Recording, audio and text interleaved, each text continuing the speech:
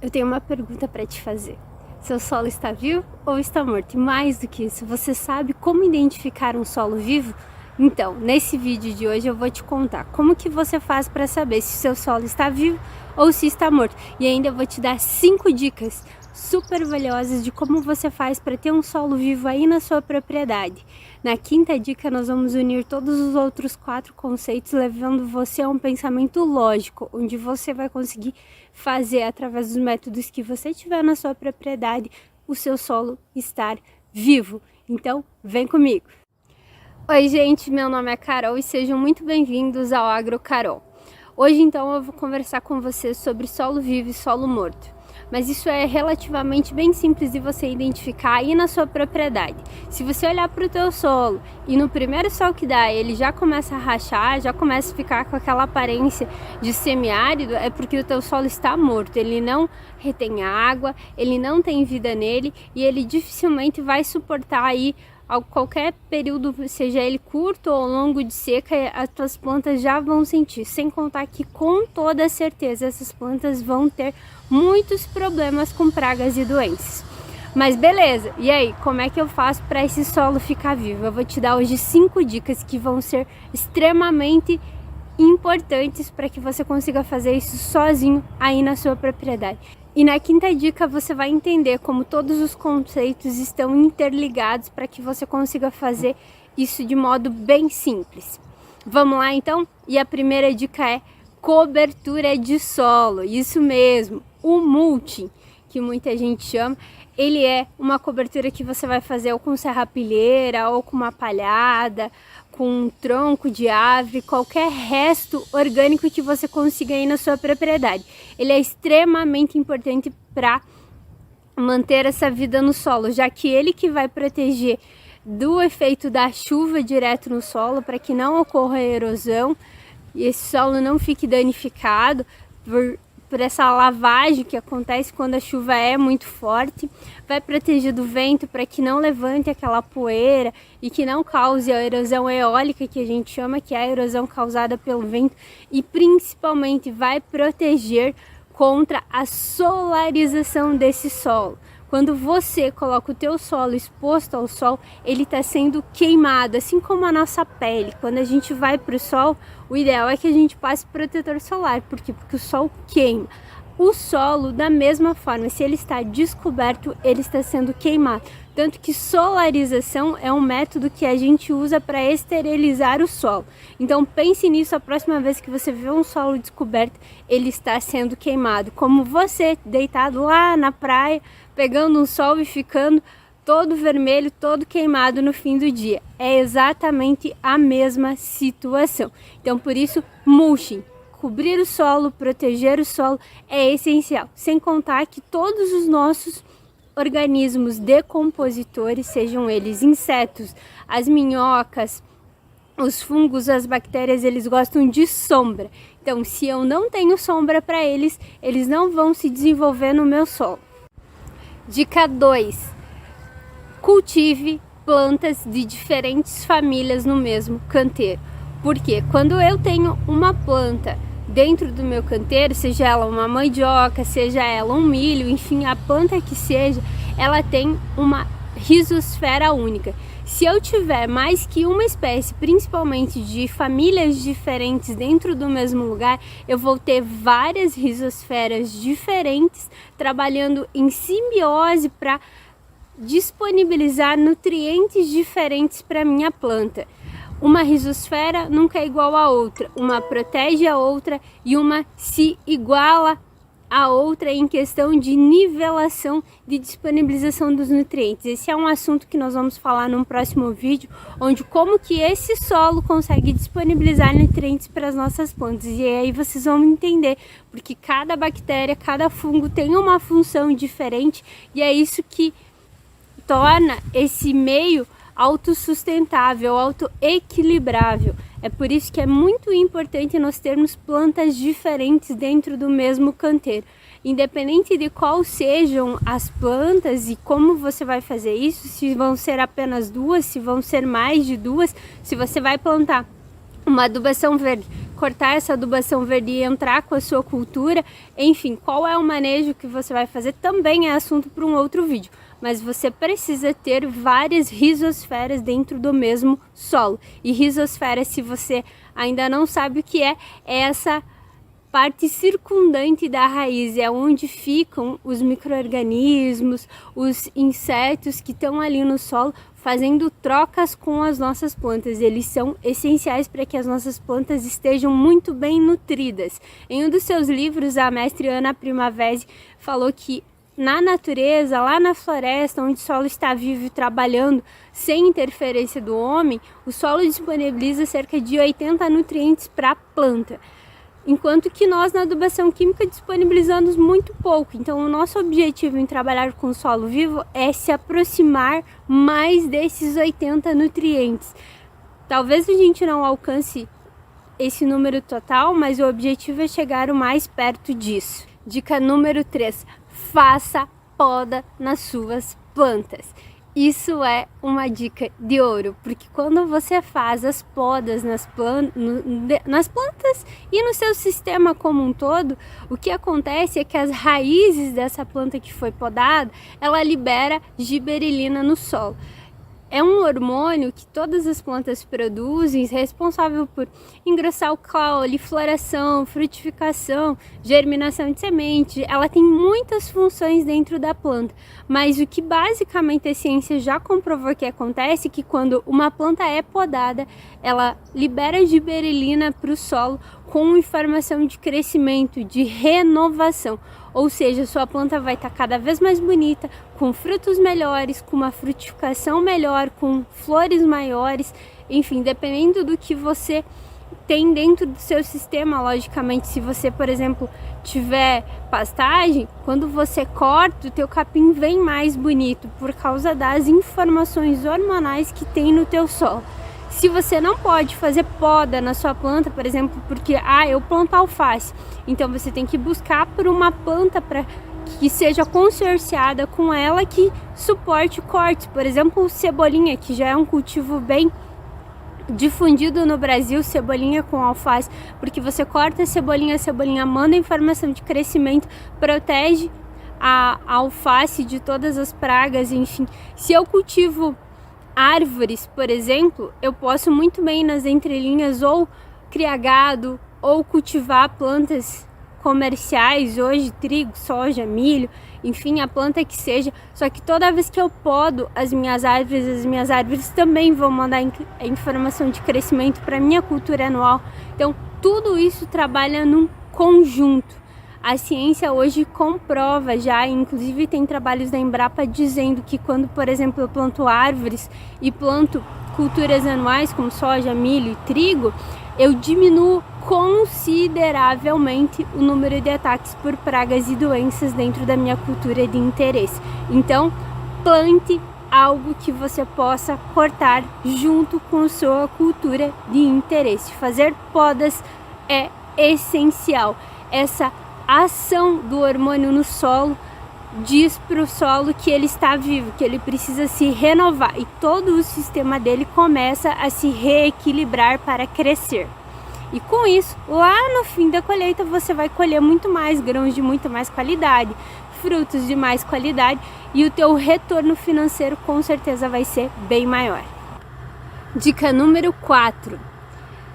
Plante plantas companheiras. Plante plantas companheiras, isso mesmo. Já que você vai fazer um consórcio dentro do seu sistema que vai servir para você fazer podas sistêmicas e ter um resultado de colheita melhor, por que você não traz para dentro do teu sistema plantas que te ajudam? De que forma que eu faço isso? Existem várias opções. Uma delas é quando você opta por trabalhar com árvores, ou até mesmo que seja lá na sua horta, num sistema de agrofloresta, você vai ocupar estratos, ou seja, você vai ter uma planta bem mais alta, uma planta um pouco mais baixa, uma planta mais baixa, uma planta rasteira. Você vai ocupar a luz, que nem está acontecendo aqui, ó. Vocês estão vendo aqui, eu tenho um pé de mandioca que filtra a luz, que vai lá para outra, tem um espaço, enfim. Até mesmo no meu rosto aqui vocês conseguem ver que a luz chega de forma diferente. É isso que é aproveitar a fotossíntese, é potencializar a fotossíntese. E eu faço isso tendo plantas de diferentes estratos dentro do meu sistema, ou plantas do mesmo extrato que ocupem toda a minha área. Ou seja, por exemplo, se eu estou cultivando repolho e eu coloco coentro junto com ele, eu estou ocupando toda a minha base de solo. É isso que é importante, eu não posso deixar solo exposto. Quanto mais plantas eu tiver, mais fotossíntese eu vou fazer, mais hormônio, mais simbiose, mais trocas dentro do solo eu vou ter e mais qualidade vai ter os meus produtos. E quanto melhor for a minha atividade no solo, através do cultivo das plantas, porque eu tenho mais rizosfera, melhor o meu solo vai se comunicar e melhor ele vai se curar, digamos assim. Não sei se curar seria bem a palavra, mas enfim, ele vai se autorregular. Patógenos não vão conseguir se desenvolver porque eu tenho uma microbiota extremamente ativa dentro do meu solo. Uma outra forma de eu fazer a escolha dessas plantas companheiras é utilizando de plantas atrativas ou plantas repelentes. Qualquer uma das duas, elas são benéficas, já que as plantas atrativas por exemplo, eu coloco tagete é atrativo de trips, é atrativo de joaninha, então vai fazer o controle, ou pelo menos me ajudar no controle dessas pragas dentro do sistema. Eu posso plantar cebolinha com várias culturas, pode ser com alface, com repolho, com brócolis, com couve-flor, ele protege todo mundo, principalmente de ataque de lagarta. Então é um consórcio bem interessante no fim das contas. Quando eu coloco os meus citros sombreados por eucaliptos, por bananeiras, a ciência ainda não explica direito, mas esse meu citro ele não fica doente, ele não é atacado da mesma forma como ele é atacado quando em monocultura. Vários cientistas vêm dizendo que isso se deve ao fato dele estar sombreado, que seria a característica dele dentro da natureza, ou seja, lá onde ele é nativo, lá na Ásia, ele viria de uma linhagem que fica sombreada. Então para ele isso é um ambiente melhor e faz com que ele se desenvolva melhor e seja mais resistente, é uma das possibilidades. Mas enfim, se você começar a observar a natureza, ela sempre tem alguém que cresce com alguém que de alguma forma elas se beneficiam, e é isso que a gente tenta trazer para dentro do nosso sistema de cultivo, tá?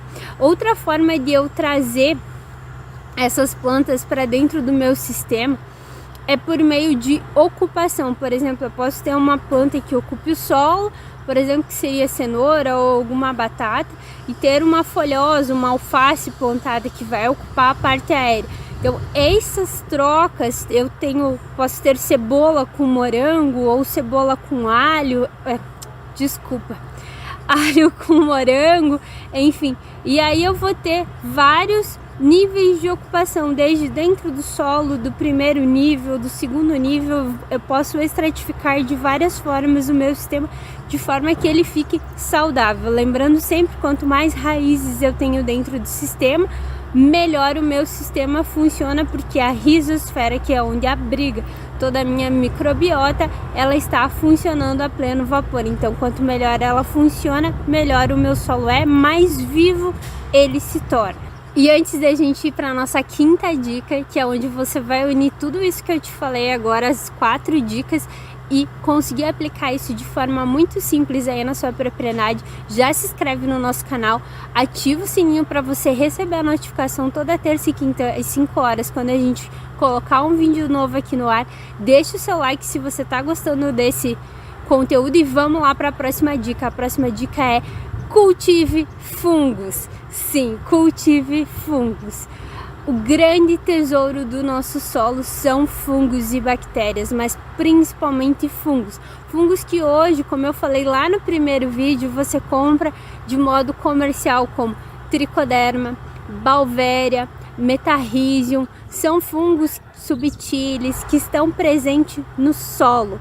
O teu solo, ele é rico nesses fungos, só que para que eles cresçam, eles precisam ter ambiência, que a gente chama. Você precisa ter um lugar gostoso para que eles cresçam. Eles precisam ter sombra, eles precisam da palhada, eles precisam ter muita matéria orgânica, eles precisam que esse solo funcione. Esse solo precisa estar vivo para que eles se mantenham vivos. E se eles estiverem vivos, qualquer patógeno que você tiver no solo, eles irão controlar. Além de que várias bactérias são consumidoras de excesso de nutrientes que tem no solo. Por exemplo, se você colocar uma dose muito grande de fósforo, algumas bactérias vão lá, vão consumir esse fósforo e eles vão armazenar no seu organismo. E aí, no momento que a sua planta precisa, essas bactérias morrem e disponibilizam fósforo para a tua planta, desde que isso seja equilibrado. Não adianta você comprar tricoderma, por exemplo, e colocar dentro do teu sistema. Se o teu solo é aquela terra solta, é aquela terra que racha, esse micro-organismo não vai sobreviver. E o que interessa para a gente é que ele sobreviva.